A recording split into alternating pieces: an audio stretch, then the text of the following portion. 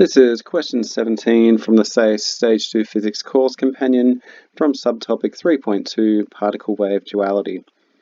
Here we need to determine if an electron can have the same de Broglie wavelength as an alpha particle that moves at a speed of 4.5 times 10 to the power of 7 meters per second.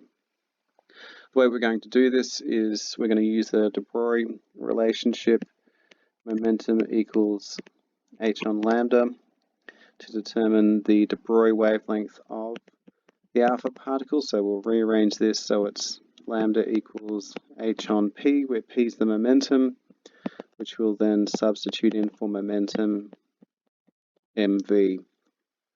After we've calculated the de Broglie wavelength for the alpha particle, we'll substitute it into the same expression but for an electron and calculate the speed that an electron would need to move at in order to have the same de Broglie wavelength. So let's start with the alpha particle.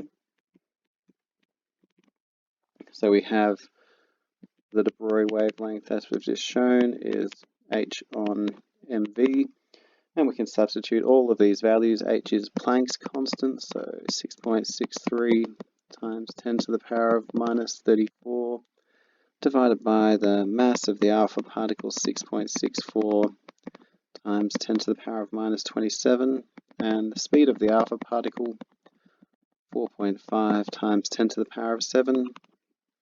Substitute that into our calculator, and we get 2.22 times 10 to the power of minus 15 meters.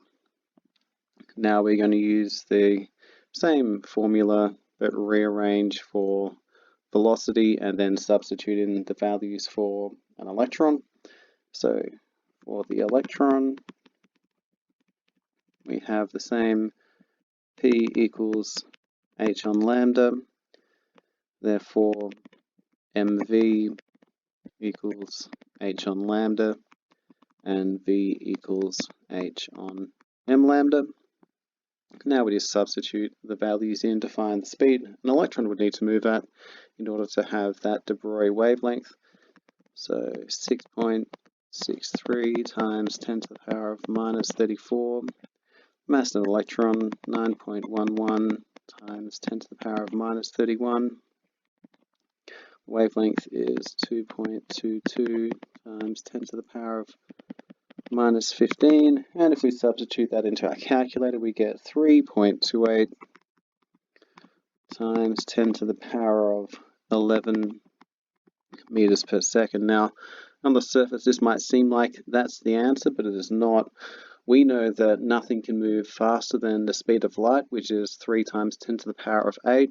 This is well above that, so an electron will never have a de Broglie wavelength of 2.22 times 10 to the power of minus 15 meters, because it would need to be going faster than the speed of light, and that is not possible. So we need to qualify this with, since this speed is greater than the speed of light,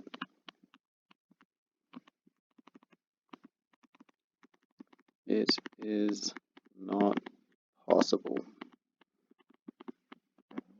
So it's not just a matter of calculating the speed, we have to interpret that, and here it is not possible because it would have to be going faster than light, which it can never do.